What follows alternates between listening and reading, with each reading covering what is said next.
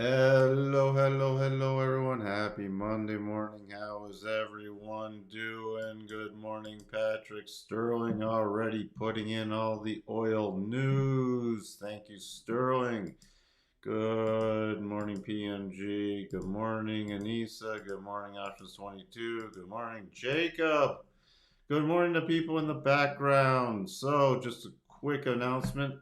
Last stream for a bit. Yeah, I need to deal with, there's a bunch of stuff that's popped up with family and personal stuff, and I have to deal with some health stuff. So my schedule is going to be up in the air. I'll probably be traveling a fair amount also, and I cannot commit to doing a regular stream for a bit.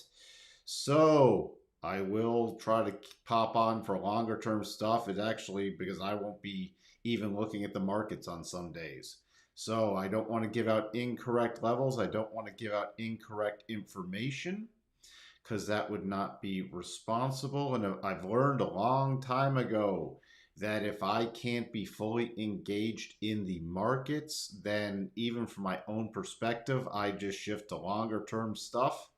And it's not worth it. It's not worth not being fully engaged. You can make too many mistakes.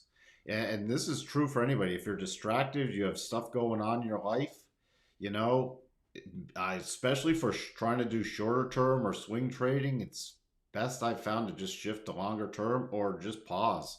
The markets will always be here. They're not going anywhere. The insanity might leave, but they're not going anywhere. Good morning, Sashi. Good morning, Martinez. Good morning, Eric. Thank you, PMG. Again, I have some aging parents stuff I got to deal with that. Not necessarily good situations right now. So just got to deal with a lot of stuff. So thank you for those kind words, Jacob. And I will, for longer term. Also, I put in a bunch of longer term stuff. The podcast will drop this morning, the Futures Edge podcast, which is just me, Jim, and Bob from last Friday. I put in longer term stuff on there, key levels I'm watching.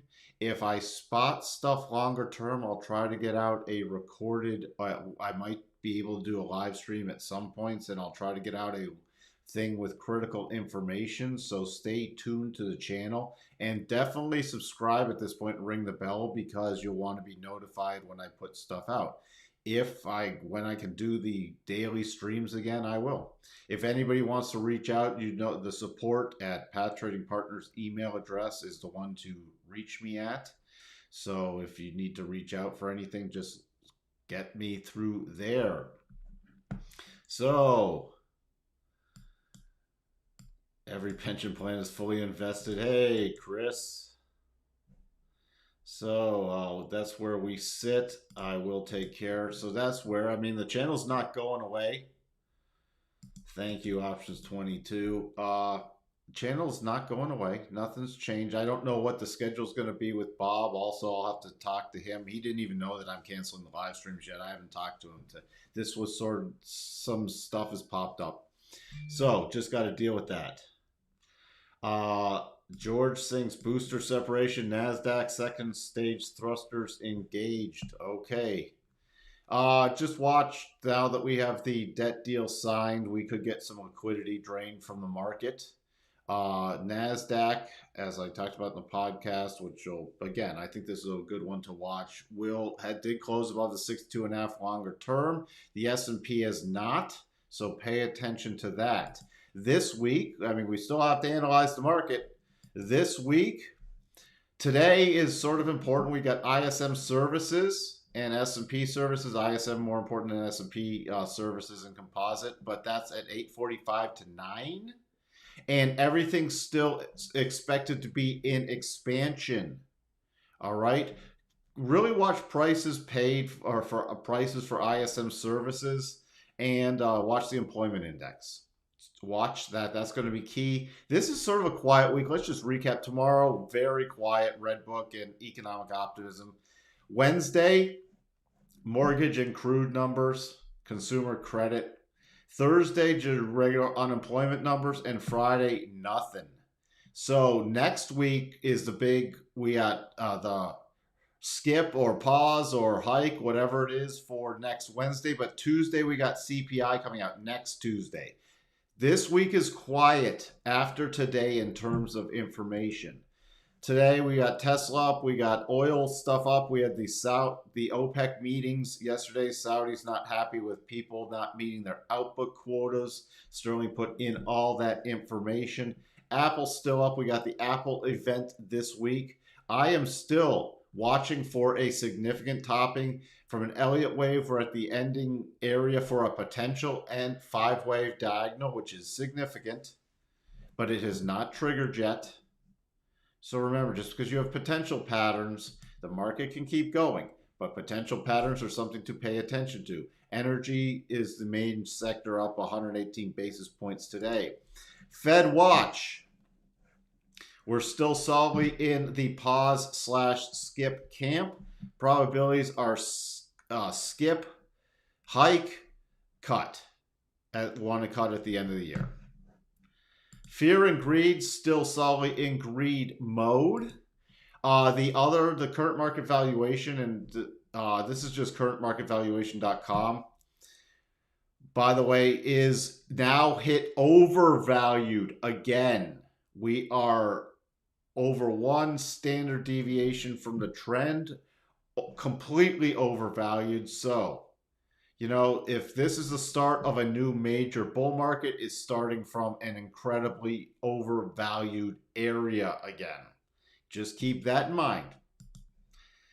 Still, but no, the Elliott 5-wave diagonal is a pretty major pattern in terms of, but that's the only key topping pattern. Still, we do have some topping patterns in the 5-stock index I watch. Also, we are still in positive gamma, 42.50, and right now we're trading 42.91, so that somewhat has a dampening effect. In terms of earnings this week, this morning was just SAIC. Nothing major after the close. Remember, we're winding down earnings seasons. Tomorrow after the close, you got Dave & Buster's and Minor. Wednesday, you have Campbell, Minor, GameStop for all those crazy Game Stoppers. And really NIO on Friday, but not much. You can see, really. DocuSign on Thursday. So very quiet. Nothing that's really going to move the market.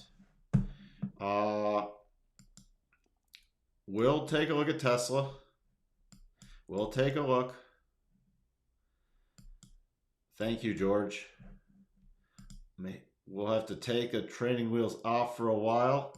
You are welcome. And you should have enough tools and incorporate it with your other tools. So that's also why I do longer term stuff on the podcast, but I've listed out my key levels and what I'm watching for. And I already said on that on Friday, which was recorded on Friday, I was choppy to slightly bullish unless we close below a key level. We have not closed below a key level in crude. So I'm still choppy to bullish in crude. The key level for the S&P is about 43.20 on a weekly closing basis. Do it on a weekly closing basis.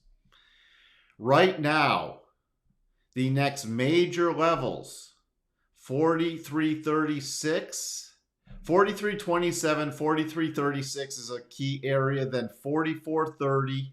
My next key retracement harmonic, if we do close above that 43.20 on a weekly basis, is 44.81, 45.34, and then we're up to this 46.22 to 46.45. On any pullback, the first key breakout area is 42.40. Then we deal with 42, it's roughly 41.90, so 4200. There isn't major technical damage done, at least until you get it back close below 4200. And I am watching this retracement from the last swing low on the 4th of May up to the highs, and these levels will rise up, so put them on your charts. But see how the 62.5 and the 50 are in the same area? So, and they'll stay roughly in the same area unless we skyrocket again. But that's where that 41.50 will start to do more significant technical damage. And then the key, my at least short-term key line in the sand is right around this 40-60 area. Then we retest the 200. We start breaking the 200. We could see some serious downside damage. But until that happens, it's still bullish trail mode. So that's the overall bigger picture. In the NASDAQ, we still have the little mini double top. But to see, is this a major topping pattern? No. This would just take us back to the prior breakout zone, potentially 13,900 to about 13,975 into the daily rotation zone. So this is very minor. It could be off the table today. If we start trading above 14,650, it's off the table. This is not a sustainable pattern without some kind of pullback. If you're even in the bullish camp, you should want some kind of pullback, because when the market goes this, like you see how it's going, shifting up parabolically, that is not sustainable. So you should, even if you're in the super bull camp, you should want some kind of pause or pullback. Also, we are very overextended from the weekly rotation zone. This double only takes us back to the weekly rotation zone, not even to the major breakout level. So I'm not even worried about technical damage until we'd at least get a close below 13,550, at least. Everything would just be an ordinary pullback. Short term, 14,695, 14,821. More major is 15,080 to 15,196. Also prior swing high from March. Sorry, my allergies are bugging me today. Dow virtually completed that double. I'm just pulling this off, but the Dow, I'm watching short term 33,883, because then we could retest this high area. But other than that, we're still in major consolidation. All right. Still in major consolidation. Russell, even with this breakout from Friday, see, we tapped on the next harmonic. The key area, if we do push higher and hold the 200, which we broke above, which was the first break back above the 200 since we closed back below it on the 9th of March, but the prior break was the 12th of January, and that put on a run before. So I'm watching to see how this holds up. If we do continue, 1859, key levels 1899 on a weekly closing basis. Oh boy. Notes. Just not a fantastic thing here. We're still watching. We still have the longer term double that's been not triggered on the weekly basis. It's been confirmed but not triggered. Now, if you get a weekly close below 111.19.5, it's off the table. If you get a trade down through 110.22 without the weekly close, it's off the table. Other than that, that's still something I'm keeping an eye on. 10-2s. We've still triggered the double top. It's a little sloppy, but we could easily pull back to still test these low areas in the 10-2 yield curve. So don't let that shock you if we get there. Dollar index. I'm still in short-term bullish mode. The only thing I'm watching for now is if we've hit the potential double top area. So if we do trigger the double top, then I will shift to pullback mode for now. I'd really use the conservative side. We just don't know where that top is. But then if we close back below this 101.80 area, then I'm watching for a retest. Other than that, with the pullback, I'd be watching this breakout zone right about that 101.80, 102. Until there, we're still trading with the rotation zone moving higher. So I'm still in bullish mode. Crude. We had the Saudi thing in the pop, and then the sort of partial gap fill. I'm watching 76.07 on a closing base. If we start closing above there, my first target is the 200 area between the 75 and the 200, which is about 79 to 79.50. And then it would be to recent highs. I'll let you tune into the podcast to hear what shifts me into bearish mode on crude. Gold, I'm watching. I'll let you tune into the podcast again for that, but watching for a significant bottoming pattern at a point. I go over my key levels there. Keep in mind the custom little 5, whether you use the Magic 5, Magnificent 7, whatever, we do have a potential double top. Is that a major topping pattern? No, it could take us back to the other side of the rotation zone. And then technical damage would start happening if we really get beyond the gap fill. And we have met the requirements to hit another key topping area. Could this never trigger and break out higher? Yes. Yen, watching, the only thing that takes me out of bullish mode is, again, just like the dollar, if we trigger a potential double top. All right. Other than that, I'm still in bullish mode. We've come off the harmonic, so I am watching still to see if we do break out higher. Next major target area is about 142 to 142.60. Euro, there is a potential double bottom. That's the only thing that would turn me short-term bullish. Other than that, I'm still watching for a breakdown to 105.80, 105.88, 105.90, and then a major retest of this low area. And we do still have a potential major weekly double top if we get the close below here. So do keep that in mind. What else? Nothing with the pound. Let's just skip that. Bitcoin is still in consolidation. Still watching more for the downward play with that. I go over to QQQs. This is interesting. The QQQs to IWM. I talk about this also on the podcast. With that Tesla, what are you watching? We broke out above here. We're still between the 50 and the 62.5 of this retracement. Here's your longer term stuff. If it continues in bull mode, 225.81, and then on a weekly closing basis, just remember to about 35. A close above 235, then it stays in bull mode, 261, 288. What would change it at this point? Remember, it took the double off the table. I need a close. Well, I need a topping pattern first of all, and there isn't one right now. Other than that, we'd either need some kind of short-term topping pattern or start breaking down back below at least 176. Now, if the topping pattern appears before we break below 176, that would change things. We just don't have it. NVIDIA.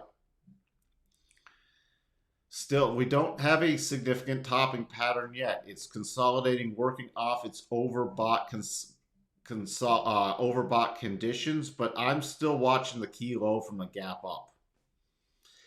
But anything is still with a partial gap fill into the rotation zone. We don't have a long-term topping pattern.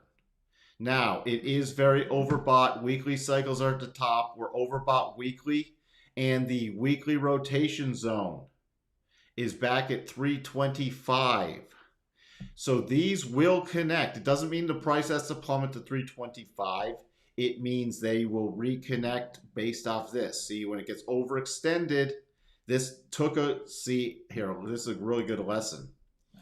Overextended, this didn't pull back much. It moved sideways to get the 8 catching up with it. Then you had the 8 pushing the price in the breakout.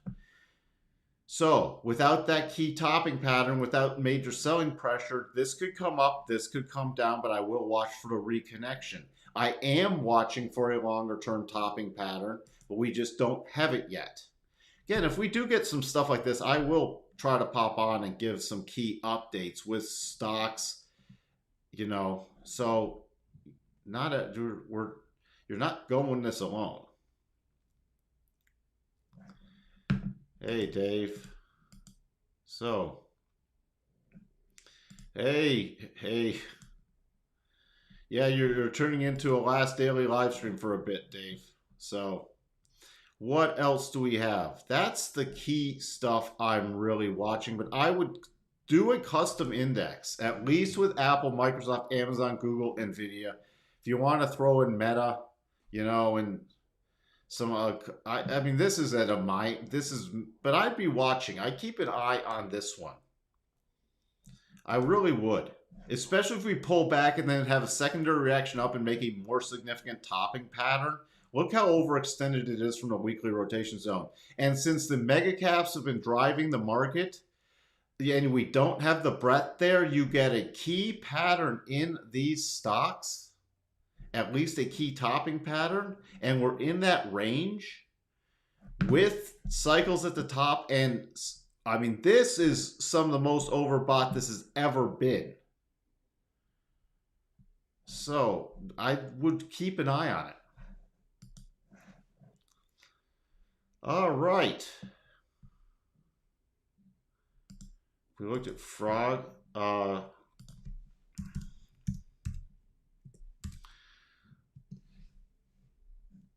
Well, that you've hit. I mean, you've already hit your. There was your weekly double bottom. You still have one final target, and here, let's just do the retracements also. Oops, not there.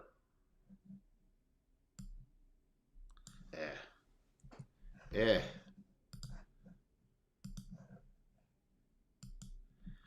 It's close above the 62.5. So besides this 24.91, and look, you have a gap fill right at that harmonic. 25.25 would be the next target. Then look at the next gap and the next harmonic. The next gap fill is 26.64 to harmonics 26.60. So that's what you have. Doing the short-term extensions, I mean, there's nothing that says bear mode yet. During the short-term extensions, you got the cluster here, you got the cluster there. So those would be the target areas I would utilize.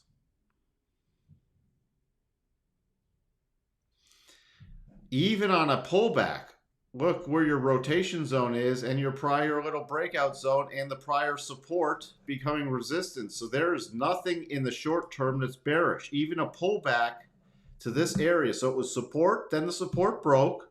It was resistance, broke out. So this is key support with a rising rotation zone, and it's held above the 200 now. So you got cycles rolling over on the daily, but anything would be an orderly pullback. And unless it really started breaking back below 21, 21 would be some major technical damage on frog. Seeing your weekly rotation zones crossed, and that 21 would take it back below that. Other than that, I'd be watching for continuation patterns.